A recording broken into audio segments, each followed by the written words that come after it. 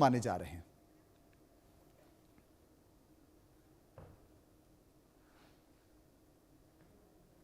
बातें बहुत महत्वपूर्ण है समझने के लिए। पहला जनवरी में जयशंकर साहब का एक बयान आता है कि हम संबंध सुधारने की कोशिश करेंगे, और हमने हमने कुछ एग्रीमेंट्स पे एक कार्रवाई भी देखी। अब दूसरे समय में हमको ये भी समझना है कि ये चुनाव ऐसे समय में हो रहा है जहां 1971 के बाद भारत बांग्लादेश के संबंध अपने सबसे निचले स्तर पर हैं।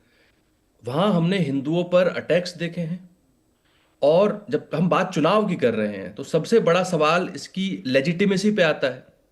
आप समझिए, इसमें अवामी लीग को तो बाहर कर दिया गया है। अब दो दो मुख्य कॉम्पिटिटर्स हैं, बीएनपी और जमाते इस्लामी।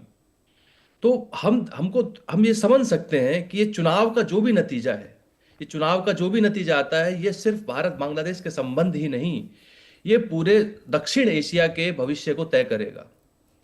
समझने की बात है कि अगर अगर बीएनपी इसमें चुनाव जीतती है तो हम एक उम्मीद देख सकते हैं भारत और बांग्लादेश के संबंधों को सुधरने की। वहीं दूसरी तरफ, जैसा कि आपने भी मेंशन किया, अगर जमाते इस्लामी पावर में आती है, और जैसा कि कुछ सर्वेज बता भी रहे हैं, तो ऐसे में भारतीय विदेश नीति के लिए एक बड़ा खतरा होगा, क्योंकि वहां चाइना और यूएस का कंपटीशन, सिमिलरली आईएसआई का इंटरफेरेंस, हमारे नॉर्थ ईस्ट का आप देख लीजिए, घुसपैठ का एक मुख्य बिंदु बन के आएगा। तो ऐसे में ये चुनाव ऐसे समय पर है जो जिसका जिसका रिजल्ट, जिसका नतीजा पूरे दक्षिण एशिया के भविष्य को तय करेगा। तो उम्मीद कर सकते हैं कि यहाँ बीएनपी विक्टोरियस इमर्ज हो, बट यू नेवर नो क्या हो सकता है। जी, अजीम भट्ट मेरे साथ मौजूद हैं, मैं उनके पास चलूंगा और समझने की कोशिश करूंगा, क्योंकि जिस तरीके से पाकिस्तान से भी जो संकेत निकल कर आ रहे हैं बांग्लादेश को, वो भी लगातार सामने बने हुए हैं। अजीम साहब, क्या कहेंगे इस चुनाव को लेकर? आप इस चुनाव में क्या देखते हैं, कैसे देखते हैं? देखिए, थैंक यू वेरी मच। बात यह है कि आपके खदशात जो हैं वो बिल्कुल जायज़ है, लेकिन उसके लिए देखें, बात यह है कि भारत को देखना चाहिए कि उन्होंने क्या बीज बोए कि आज उसका ये नतीजा निकल रहा है। आपके खदशात, मैंने जिस तरह पहले भी कहा, कि वो बिल्कुल जायज़ है। और जहाँ तक आप के ये जो लास्ट गेस्ट थे वो बात कर रहे थे, मुझे तो ये मालूम होता है कि 2001 से 2006 के दरमियान जिस तरह बांग्लादेश के अंदर एक कंबाइंड गवर्नमेंट बनी थी बीएनपी की और जमात इस्लामी की, तो मुझे तो अभी भी दोबारा वही माहौल बनता हुआ नजर आ रहा है। तो मेरा ख्याल है कि भारत के लिए उम्मीद की किरण काफी कम है। अगर ये दोनों जमातें मिल के हुकूमत बना देती हैं तो वो जो हल्की फुल्की उम्मीद है वो भी भारत के हक में नहीं जाएगी, बल्कि उनके लिए मजीद खतरा जो है वो बढ़ सकता है। क्योंकि देखिए, भारत की अपनी सॉरी भारत की अपनी एक पॉलिसी है जिसका मेरा ख्याल है कि हमें भुगतना पड़ रहा है। अगर आप इस सारे सिनेरियो में गुज़िश्ता 1.5 साल में बार बार भारत से तकादा किया गया कि हसीना वाजिद को जो है वो वापस किया जाए, वो वॉर क्रिमिनल है, उन्होंने वहां पर मैस मर्डर का ऑर्डर दिया। और अगर आप यही कर लेते तो मेरा ख्याल है कि बांग्लादेश के साथ आपके ताल्लुकात जो है बेहतर हो जाते। लेकिन ये मेरे लिए बड़ी हैरानगी थी कि भारत की अगर तारीख देखें तो उन्होंने कभी भी अपने उन लोगों को जिनको हम एटलीस्ट उनको प्रॉक्सी कहते हैं या भारत नवाज कहते हैं, तो हसीना वाजिद को उन्होंने वाकई सिक्योर किया। तो ये बहरहाल आपकी, मेरा ख्याल है कि फर्स्ट एग्जांपल है कि दुनिया के अंदर जहां जहां आपकी प्रॉक्सीज जो है वो गवर्नमेंट में रही, उनको गवर्नमेंट से निकाले जाने के बाद आपने सिक्योर किया है। तो नहीं, लेकिन ये कि लेकिन आपके लेकिन लिए नहीं खतरा है। अजीम साहब, यहां पर यह समझने की जरूरत होगी, क्योंकि शेख हसीना वहां पर सर्वे सर्वा थी, वजीर आलम थी, और उसके बाद वहां पर जिस तरीके से रातों रात तख्ता पलट हुआ, उनके घर में घुसकर हंगामा किया गया, मारने की कोशिश की गई, उनको निकलना ही था, अगर वो नहीं निकलती तो उनकी हत्या हो चुकी होती। चूंकि दोनों देशों के रिश्ते अच्छे रहे हैं, और अगर दोनों देशों के रिश्ते अच्छे रहे हैं तो ये जिम्मेदारी होती है दोनों लोगों की कि कम से नहीं, कम उनको शरण मुझे दे। अब जिस अगर तरीके मैं से आवामी लीग को चुनाव लड़ने से रोका गया, बैन लगाया गया, तो क्या इसे लोकतांत्रिक चुनाव कहेंगे? जी देखें, बात यह है कि मैंने इसीलिए पहले एक लफ्ज बोला था कि जो बोया जाता है वही काटा जाता है। तो जमात इस्लामी के ऊपर बैन लगाया था हसीना वाजी साहिबा ने, ठीक है, तो आप उसको जमहूरी इंतखाब कहते हैं, आप उसको जमहूरी इलेक्शन कहते हैं जब जमात इस्लामी के ऊपर बैन लगे। अब जमात इस्लामी से आपको लाके इख्तिलाफ हो सकता है, मुझे भी हो सकता है, किसी भी जमात से हो सकता है, बट द पॉइंट इज कि क्या उनकी वहां पर मेजोरिटी या कहीं पे भी किसी भी हद तक अवाम की सपोर्ट मौजूद है? जमात इस्लामी को वोट करने वाले लाखों लोग वहां पे मौजूद है, लेकिन उसके बावजूद जमात इस्लामी को शेख हसीना वाजिद ने जो है वो बैन किया था। तो ये वाला कुलिया तो फिर वहां पे भी अप्लाई होता है ना।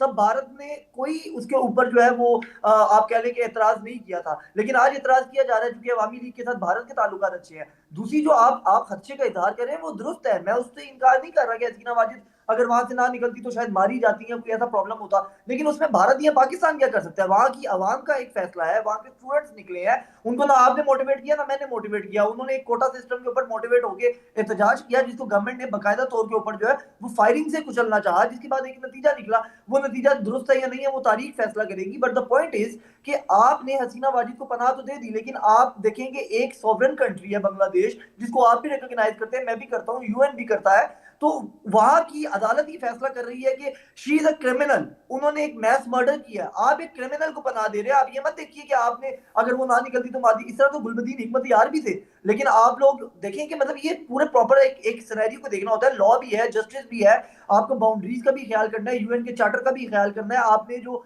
मतलब प्रॉपर एक दुनिया के असूल के मुताबिक तो चलना है ना। ये तो नहीं जी। हो सकता कि भाई जिसको जो हमें पसंद है उसको हमने रख लिया, चाहे वो दहशतगर्दी है। तो ये इल्जाम तो आप जिस तरह पाकिस्तान के ऊपर लगाते रहते हैं, तो यही इल्जाम तो फिर देखें शेख हसीना इस वक्त, मैं लास्ट बात करूंगा, शेख हसीना इस वक्त बांग्लादेश की कोर्ट से ऑफिशियली कानूनी तौर पे एक क्रिमिनल है जिनको आपने पनाह दी हुई है, जी, तो साफ आप तौर उसको पर। वापस कर दीजिए।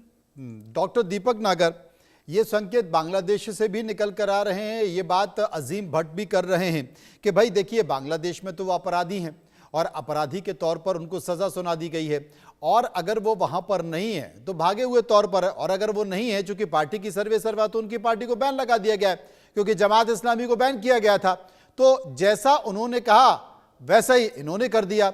लेकिन यहाँ बात यह नहीं है, यहाँ बात यह है क्या चुनाव लोकतांत्रिक तरीके से होंगे? भाई भ्रष्टाचार के आरोप तो रहमान साहब के ऊपर भी लगे थे, रहमान साहब खुद लिख कर देकर गए थे कि मैं इन सभी आरोपों को मानता हूं और अब मैं यहां से जा रहा हूं और मैं ये लिख कर दे रहा हूं कि मैं वापस कभी नहीं आऊंगा। लेकिन वो वापस कैसे आ गए? और सबसे बड़ी बात है कि अगर वो वापस आ गए हैं तो मोहम्मद साहब फिर उनको वापस रखे क्यों हुए हैं? क्या उनकी कोई आपस में डील हो गई है, या वो अमेरिका के एजेंट बनकर आ गए हैं, या फिर ये दिखाना जरूरी था? क्योंकि अकेले जमात चुनाव लड़ती तो वो चुनाव एक तरफा होता, लोकतांत्रिक तरीके से चुनाव नहीं कहलाता। इसलिए कम से कम देखिए दो पार्टी तो नहीं, आवामी लीग को तो हमने आउट कर दिया, आउट इसलिए कर दिया कि अब कोई रिस्क ही नहीं बचा, लेकिन सामने किसी एक प्लेयर को खड़ा इसलिए करना था कि तभी तो खेल खेला जाता। अकेले आप खेलोगे और जीत जाओगे तो संभव नहीं था। तो रहमान साहब को बुलाया गया और कहा गया कि जनाब चुनाव लड़िए, और दोनों की स्थिति क्या है वो सबको पता। डॉक्टर नागर जी, बिल्कुल सही आपने बताया। और मैं अजीम भट्ट साहब की एक बात सुन रहा था कि जो बोएंगे वो काटेंगे।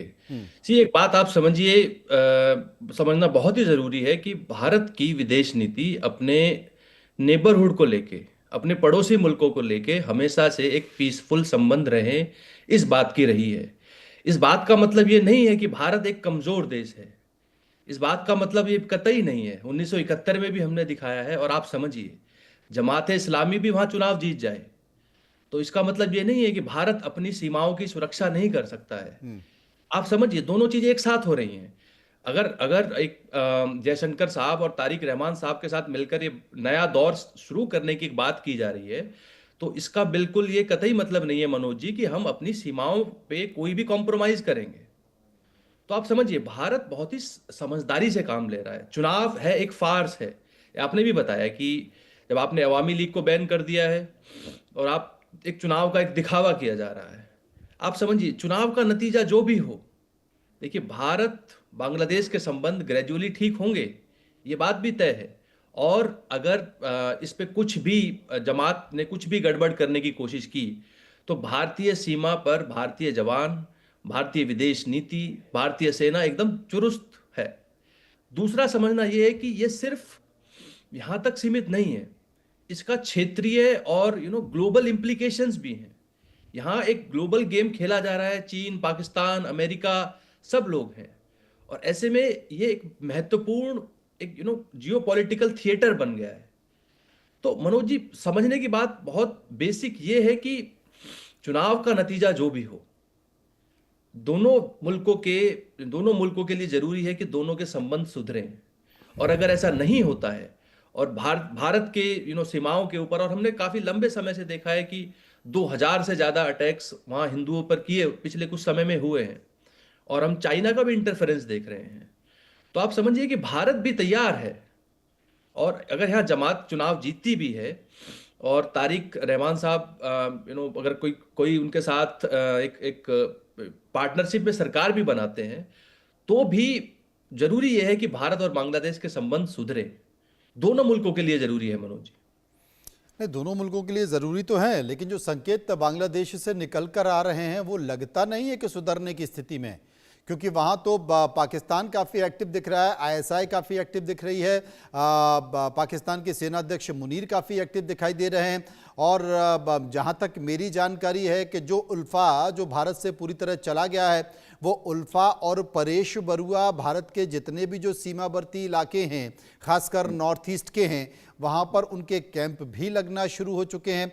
जो जो करीब 800 एकड़ का जो सेज भारत को दिया गया था, वो भारत से वापस लेकर वो चाइना को दे दिया गया है। वहाँ पर क्या बनेंगे? वहाँ पर ड्रोन बनेंगे, और वो ड्रोन के साथ साथ और क्या, क्योंकि आजकल तो युद्ध ड्रोन से लड़ा जाता है ना, तो वो ड्रोन क्या रूप लेंगे ये नहीं पता। भट्ट साहब मेरे साथ मौजूद हैं।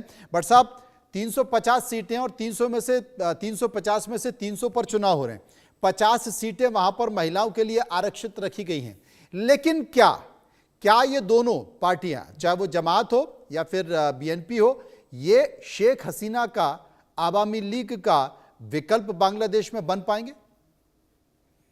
देखिए मनोज भाई, बिल्कुल मैं आपकी इस सवाल का भी जवाब देता हूँ, लेकिन उससे पहले मैं थोड़ी सी चीजें पिछले जो हमारे गेस्ट थे वो बात कर रहे थे उसका जवाब दे दूं।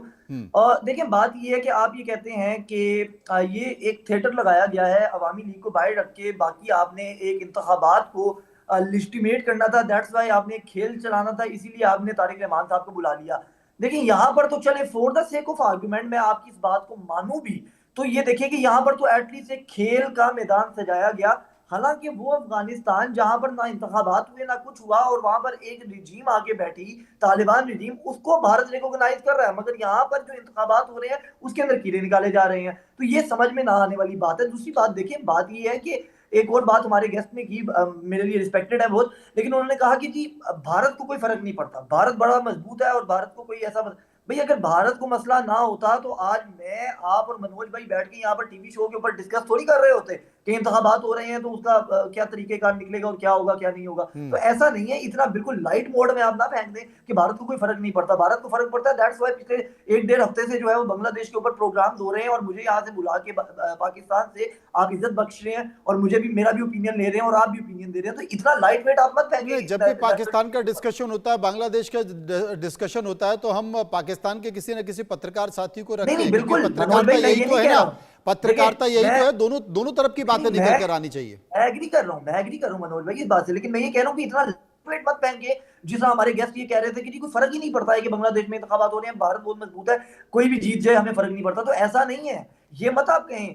फर्क पड़ता है, पाकिस्तान को भी पड़ता है, भारत को भी पड़ता है, किसी को भी पड़ता है। तो ये आप मत कहें कि भी नहीं फर्क पड़ता। एनीवेज, अब आपका जो सवाल है, आपका सवाल था कि जी अवामी लीग की कमी पूरी कर सकते हैं। तो देखिए, हिस्ट्री ये बताती है कि बांग्लादेश के अंदर 2 ही रूल्स रहे हैं, यहाँ हसीना वानी साहिबा कर रहा है या खालदा जिया साहिबा कर रहा है। तो खालदा जिया साहिबा भी कोई इतनी, आप ये नहीं कह सकते हैं कि कोई अवामी सपोर्ट से नहीं आती थी या उनकी अवामी सपोर्ट मौजूद नहीं है या वो बांग्लादेश को चला नहीं सकती है। जिसमें मैंने 2001 से 6 का हवाला आपको दिया कि बिल्कुल वहां पर बीएनपी की एक बाकायदा तौर के ऊपर जो है वो सपोर्ट मौजूद है, जमात इस्लामी की सपोर्ट मौजूद है। और फिर गुज़िश्ता तकरीबन आप देखेंगे मल्टीपल जो ईयर्स हैं वो हो गए हैं, तो यूनुस साहब जो है वो इसको देख रहे हैं। तो ऐसा नहीं है कि अवामी लीग कोई वहां पर कोई, देखें अवाम का जो सेंटिमेंट होता है उसको देखना बड़ा जरूरी है। और जो तुलबा ने इनकलाब लेके आए थे उसके अंदर अवामी लीग और अवामी लीग के जो सरबराह थे शेख मुजीबुर रहमान साहब, उनके पुतलों के साथ क्या किया था, ये मतलब एक हिस्टोरिकल फैक्ट बन चुका है ना, अब इससे डिनाई नहीं किया जा सकता। मैं एक बात जरूर करना चाहूंगा। एक आपके हमारे गेस्ट ने एक बात कही कि जी वहां पर हिंदुओं के साथ जो है, हिंदू बरादरी के साथ, हमारे हिंदू भाइयों के साथ जो है वो बड़े एक ज्यादतियां हो रही हैं। तो ये देखिए मेरे सामने ना जी, मेरे टीपी त्यागी डीडब्ल्यू भी खुला जुड़ हुआ गए है। हैं। मैं टीपी लास्ट त्यागी, लाइन बोल दूं मनोज भाई, टीपी, लास्ट लाइन की मुझे इजाजत दीजिएगा। जी, डीडब्ल्यू इंटरनेशनल प्लेटफॉर्म है, डीडब्ल्यू मेरे सामने मौजूद है खुला हुआ। उसके अंदर ये लिखा गया कि अमेरिकन थिंक टैंक ये कह रहा है और डीडब्ल्यू ये रिपोर्ट कर रहा है कि जितने भी मिस इन्फॉर्मेशन और डिस इन्फॉर्मेशन भारत से फैलाई गई है, इसके अंदर से 90% झूठ है कि हिंदुओं के साथ बांग्लादेश के अंदर ज्यादती हो रही है। ओवर टू यू मनोज भाई। चलिए वो तो तस्वीरें निकल कर आ रही हैं और ज़्यादा दूर न जाएं। कल ही एक व्यापारी को मार दिया गया जो कि अल्पसंख्यक था, हिंदू था, मुझे लगता है इंटरनेशनल लेवल पर उसकी फ़ोटो और खबर भी छपी है। रिटायर्ड कर्नल टीपी त्यागी साहब मेरे साथ जुड़ गए हैं। टीपी त्यागी साहब, बांग्लादेश के चुनाव को कैसे देख रहे हैं? और सरकार तो चाहे बीएनपी की बने या फिर जमात की बने, लेकिन उसके बाद की तस्वीर, आपका अनुभव, क्योंकि 1971 के गवाह रहे हैं आप। जी जी जी, पहले तो मैं आपकी बात की तारीफ करता हूँ जी, कि कल ही एक हिंदू को मार दिया गया। अच्छा, मारना एक चीज है, उसको चाकू से काट के मार के अधमरी अवस्था में बंद कर दिया गया, बाहर से शटर डाल दिया गया। क्या ये जानबूझ के दिखाया गया? हिंदुओं के प्रति बर्ताव नहीं दिखाता, नंबर एक। नाउ कमिंग टू द चुनाव, जो चुनाव हो रहे बांग्लादेश में, क्या इन्हें चुनाव माना जा सकता है?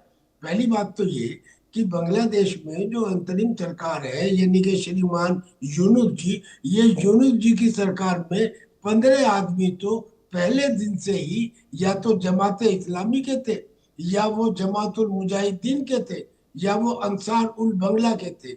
यानी कि पूरा तब से लेके अगस्त 24 से और अब तक जो शासन रहा है वो यूनुस तो एक मुखौटा थे, वो उन आतंकियों का रहा है। वो आतंकी ना रहे होते तो वो लेफ्टिनेंट जनरल हसन को क्यों भेजते पाकिस्तान, क्यों वहां से आईएसआई को बुला के लाता, और क्यों आज ये स्थिति होती कि चुनाव के अंदर ऑब्जर्वर जो रखे गए उसमें चीन और पाकिस्तान को तो रखा गया। ये बांग्लादेश एहसान फरामोश जिसे हिंदुस्तान ने आजाद करवाया, जितनी इनके ऊपर यातनाएं हुई आप सब जानते हैं।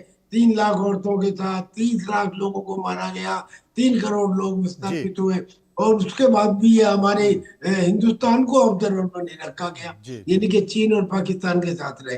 पर अब अगर ये चुन के आ जाते हैं, और स्थिति क्या होती है, अगर जमाते इस्लामी आ जाती है तो फिर तो इसमें वैसे भी कोई शक नहीं है, क्योंकि बीएनपी भी हिंदुओं के खिलाफ है और बीएनपी भी हिंदुस्तान के खिलाफ बिल्कुल है। आपने सही कहा। दोनों ही पार्टियां ऐसी हैं जो भारत से उतने बेहतर संबंध नहीं है और वहां से ठीक वैसे ही संकेत निकल कर आएंगे जैसे संकेत पाकिस्तान से निकल कर आ रहे हैं। बहुत बहुत शुक्रिया करूंगा सभी मेहमानों का जो मेरे साथ इस चर्चा में मौजूद